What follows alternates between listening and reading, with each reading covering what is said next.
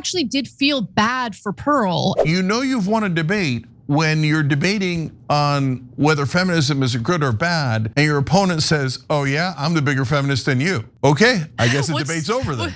Are you just making things up?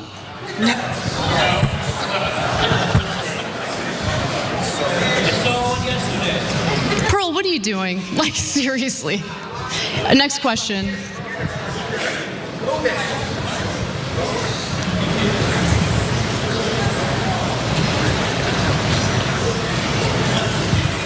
Yeah, look, I did not do good at all. I don't understand how this woman was able to basically verbally abuse me with no recourse. Sorry, I shouldn't say abuse, with the woman in me. Anna, you talk for a living. It's kind of rich for you to come at me. Bitch, what do you do for a living? Well, I had these very special experience of debating Hannah Pearl Davis at Word War Debate, and it was something. Now, she froze up for a few minutes at a time. She didn't have any citations to, back up her claims. She was kind of curb stomped, if you ask me, Cenk. But maybe I'm reading things inaccurately. What are your thoughts?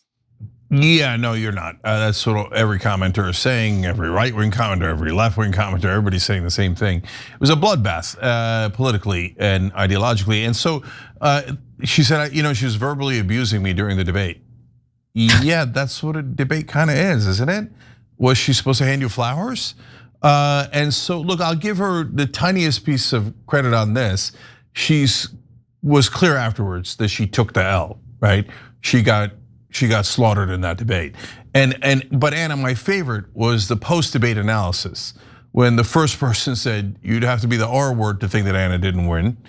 And then even the conservative guy was like, "Don't give too much away." Okay, don't give too much away because all right, you're gonna love that part. You're gonna love that part. Yeah. Okay, so look, we don't have time to get to all the highlights, and I want to say something. I had no intention initially to draw attention to this debate. After the debate happened, obviously I promoted it beforehand, but I actually did feel bad for Pearl, and I'm not looking to, have our audience make fun of her. I'm not looking to make fun of her on the show. She lost the debate. It was embarrassing enough. I was gonna move on. But immediately after she shook my hand, said good debate, and she appeared to be a good sport about it. She then went on to mock my husband because I talked about how feminism allowed me the economic freedom to marry a man for love and not because I'm looking for someone to financially take care of me. Started calling him a loser and all this nonsense, and just tons of various posts on X. And I'm like, oh, you want to keep playing? All right, I'm down to play. And so here are some highlights from the debate. Do you believe in alimony? I believe in alimony in specific cases where the woman decided to forego having a career and working, decided to stay home and raise the kids. In those cases, I believe she deserves alimony, yes. But that's a privilege.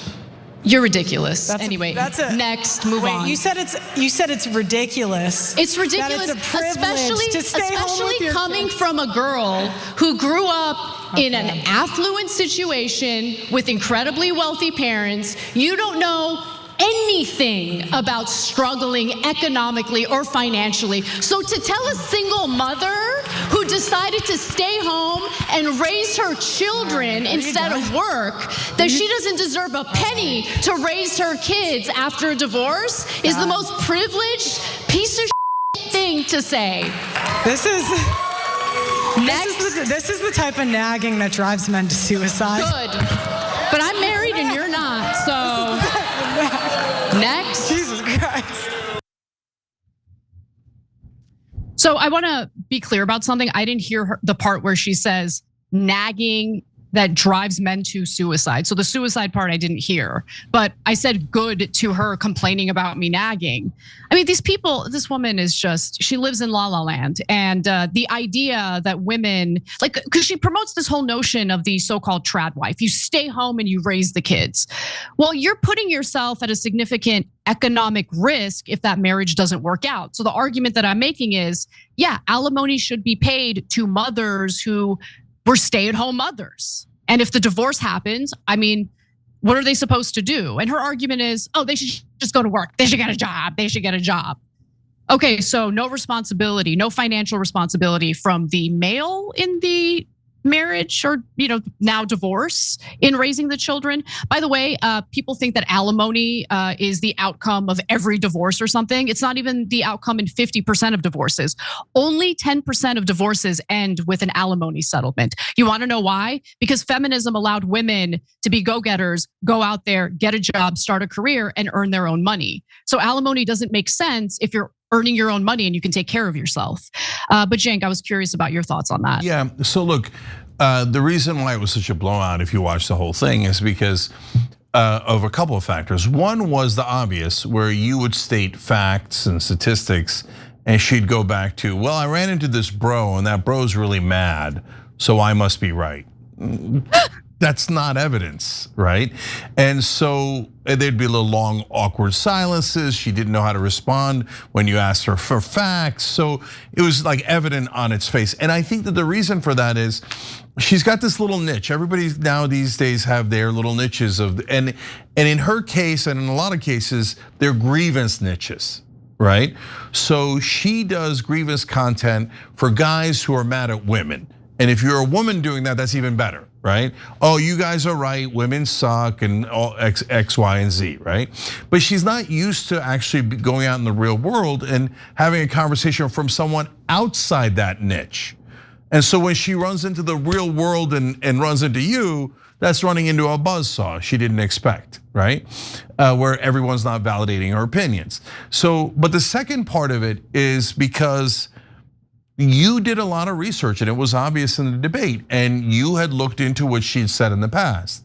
She's trying to court these right-wing guys who are mad at women. 2026 just started, and like a lot of us, I've got some big personal goals.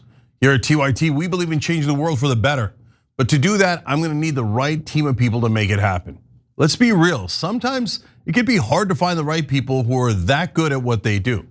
It's like if you're hiring for your business, how do you find the best people for all the different roles on your team? Well, it turns out it's actually kind of easy because of ZipRecruiter. And right now you can try it for free at ziprecruiter.com/TYT. It's a great offer. Their matching technology works fast, so you find top talent without wasting any time. You can instantly see how many qualified candidates are in your area and reach them directly. That's why ZipRecruiter is the #1 rated hiring site. Let ZipRecruiter help you find the best people for all of your roles. 4 out of 5 employers who post on ZipRecruiter get a quality candidate within the first day. See for yourself, just go to this exclusive web address right now to try ZipRecruiter. ZipRecruiter.com/TYT. Again, that's ZipRecruiter.com/TYT. ZipRecruiter, the smartest way to hire. But she tells them not to get married. But wait, that's kind of against the right-wing talking points. So she's then caught in a conundrum, but it doesn't feel like she's bright enough to realize that she's in a conundrum. And then you did it again when you talked about, well, don't you want moms to stay at home and take care of the kids? That's the trad wife ideology. But now you're saying if they did that and their husband promised to take care of them, if their husband gets a new girlfriend and dumps them and betrays that core promise, she's saying, so what, wives, go get a job, figure it out, create a new career out of nothing. Look, I'm not saying that that should never happen, but it's at odds with her overall so-called philosophy. So you put her in a box she couldn't get out of because her philosophy makes no sense. And it was exposed there. That's why I think that it's so universal in this case, not just left wing, but every part of the political spectrum was like, yeah, that was a slaughterhouse. And so that's why she's so mad afterwards and taking shots at you, taking shots at your husband as usual these days, and talking about laying hands on you, which then ironically would have to lead you to some pearl clutching. That's hilarious. Now look, the worst part, in my opinion, of the debate for Pearl, of course, was when she was supposed to interrogate me. Like there were these interrogation segments, and well, let's just say it didn't go as planned for Pearl. Let's take a look. I get it.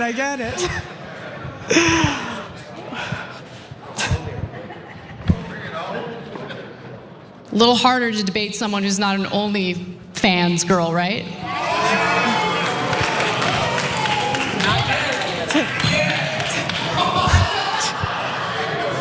Never. I don't need to.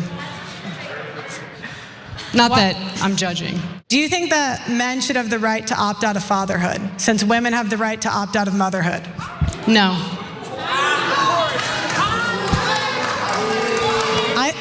Put a condom on. You don't want to have children, put a condom on. Or require him to wear a condom. That's equal. Yeah. That choice is equally irresponsible. He's the one with the Johnson. He gets to decide what he does with it. I think I'm more of a feminist than you. Sure. Go great. Congratulations.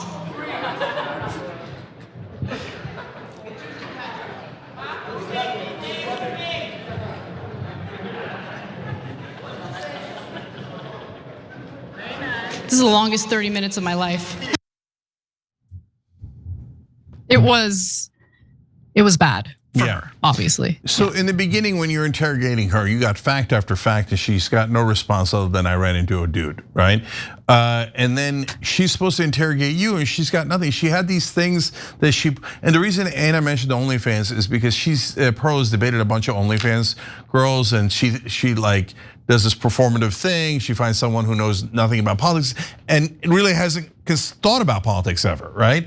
And then she asked him these questions like, oh yeah, should the man have a right to terminate the pregnancy? And they're like, I don't know, I've never thought about it. It's like, when Anna's thought about it, she's like, oh, yeah, that was a good answer. I don't know what else to say, right? Like, and then you put her in a position where you're kind of, you're pro-choice, but you're arguing a position that a lot of pro-life people agree with, right? And then she had to argue against the pro-life position, and and the moderator had to step in a bunch of times because she literally wouldn't say anything. So the moderator's like, I guess I'll ask a question, right? And then at the end, you've won a debate when you're debating on whether feminism is good or bad. And your opponent says, oh yeah, I'm the bigger feminist than you. Okay, I guess the debate's over then.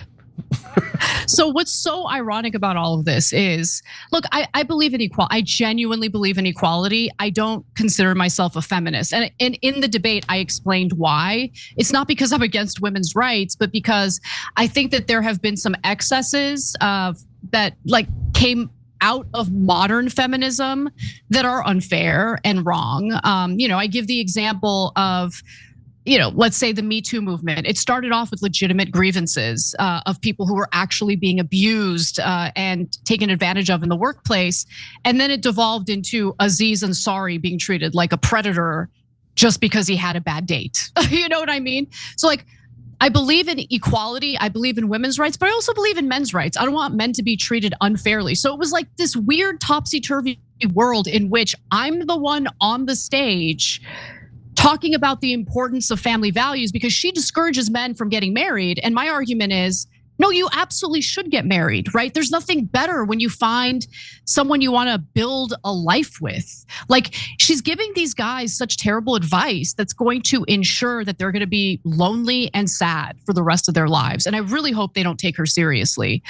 Now, when it came time for me to interrogate, I did ask a question. And what was really fascinating is how everyone reacted to it.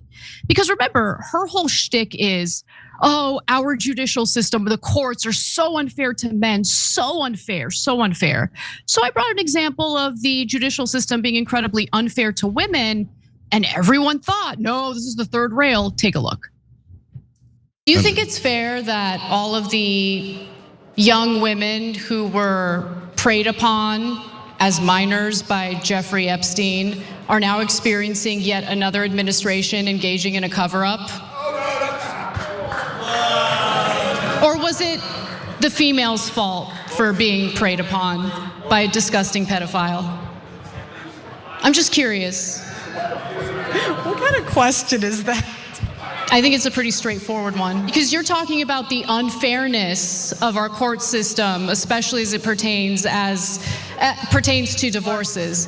But we're talking about a guy who got a sweetheart deal after raping minor girls. And then even after that, multiple administrations, Democrat, Republican, doesn't matter, engaged in a cover-up, ensuring that those victims would never get justice. And this has to do with this. I mean, you want to talk about the unfairness in the court system and how terrible it is for men. What about how terrible it is for women?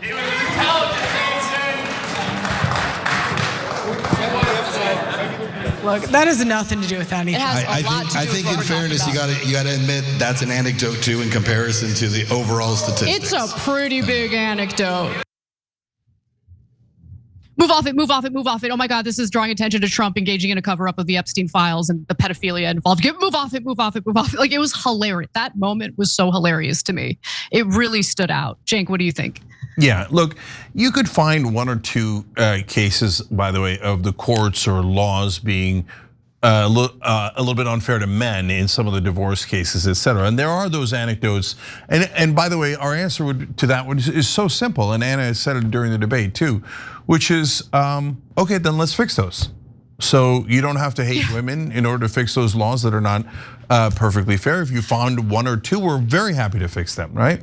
And so, but the idea that overall, like, men are getting screwed by the US justice system, but women are just flying through, like every time they go into court, they win.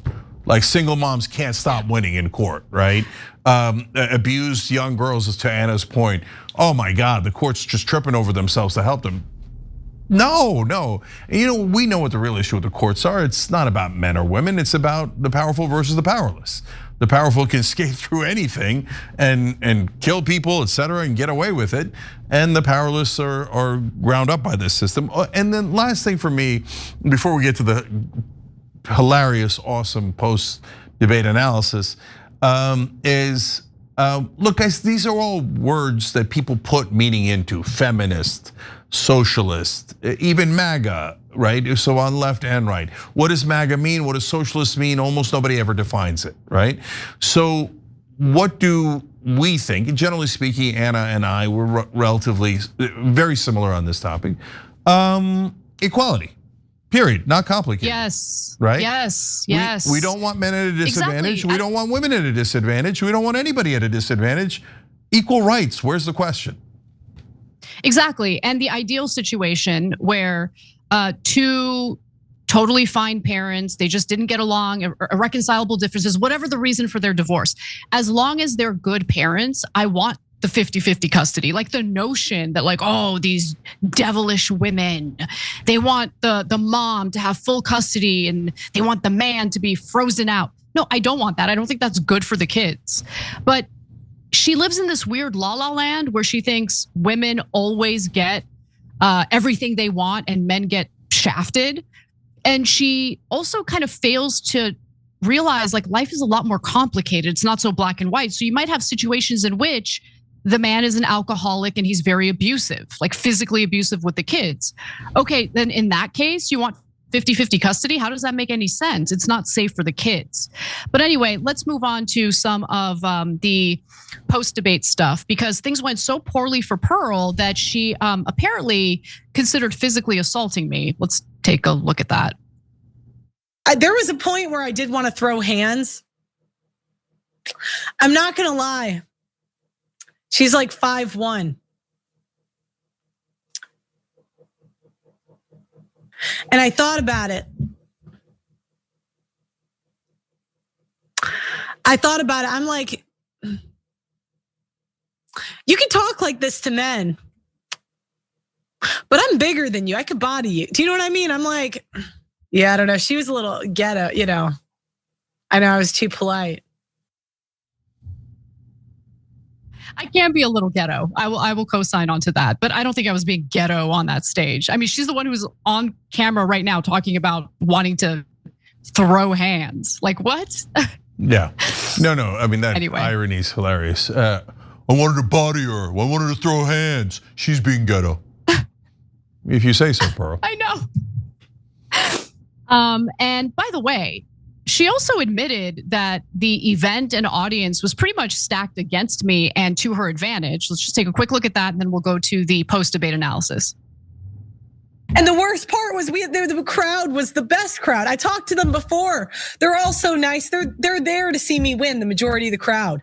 I talked to them before. It was mostly there for me. Or at least like rooting for me. What do you think tonight is your best hope for swaying people in the crowd who might not be on your side? I don't have a lot of hope, to be honest with you. So that last part was me acknowledging that, yeah, the audience was very much on Pearl's side. So I was kind of in a difficult spot because I, number one, don't consider myself a feminist. And then number two, everyone in the audience is on her side. But let's see how the analysts thought I did. Take a look. I think whatever opinion you have on the topic, that was an absolute bloodbath. I thought Pearl did great. I think that. You think she won? Well, you know what I noticed going on over there? Anna doesn't have kids. Pearl has a kid. And Anna was doing this like masculine thing where she was being really, vociferous and attacking Pearl. And Pearl had this sort of like calm. Why are we infantilizing Pearl? Women who given birth are better than women who haven't given birth. Does Pearl have a child? Anna is aping male characteristics. She's getting super aggressive and attacking like a weird little pit bull that's mimicking male behavior. Everyone knows that was painful. And the reality is, it sucks for Pearl. It's tough coming out here and trying to be a debater. Well, she's taking on, let's face it, one of the Michael Jordans of debating. Yeah. Damn right. I love that comment. I loved it. Dude, Young Me Turks, too. Undefeated. Okay, so look. By the way, Pearl doesn't have kids. And it doesn't even matter. Pearl doesn't have kids. I don't have kids. Whether you have kids or not means nothing. Gavin McInnes is a clown. Oh, that was Gavin McInnes. Yep. Oh, I didn't even recognize him. Oh, that's hilarious. So look, my last comments are about those guys. Anna, yeah, I mean, she won, but only because she was aping male characteristics. Whatever gets you through the night, brother. Okay, and the crowd part, that's a really interesting point. So this is an old trick. And by the way, honestly, we've packed crowds before too. Not as a trick, but just like we said, hey, we're going to Politicon, and then a whole bunch of people bought tickets. And then once people saw us doing that, Ben Shapiro then did it when we were debating, and he packed the crowd with like 90% of his guys. But even so, when we got to money in politics, and he's like, well, money in politics is great, and then politicians should take money from Israel or whatever, right? He didn't say Israel in that case. Even his own crowd was like, boo, no, not at all, right? But you did that on steroids here. I mean, that crowd was in a lot of ways, they just started applauding you at some points. By the way, Ben Shapiro also did that trick at TPUSA. So he knew that Tucker was gonna come on and he was gonna come on. So they packed a totally pro-Israel crowd. So every time he's like, we should cancel them. And people are like, yes, cancel for Israel, yes. And everybody else is like, who are these bozos? So it's an old trick, and in this case, it didn't work at all. Well, I don't really have time to pack anything except for, as my dad would say, my brain. I pack my brain. Okay, so.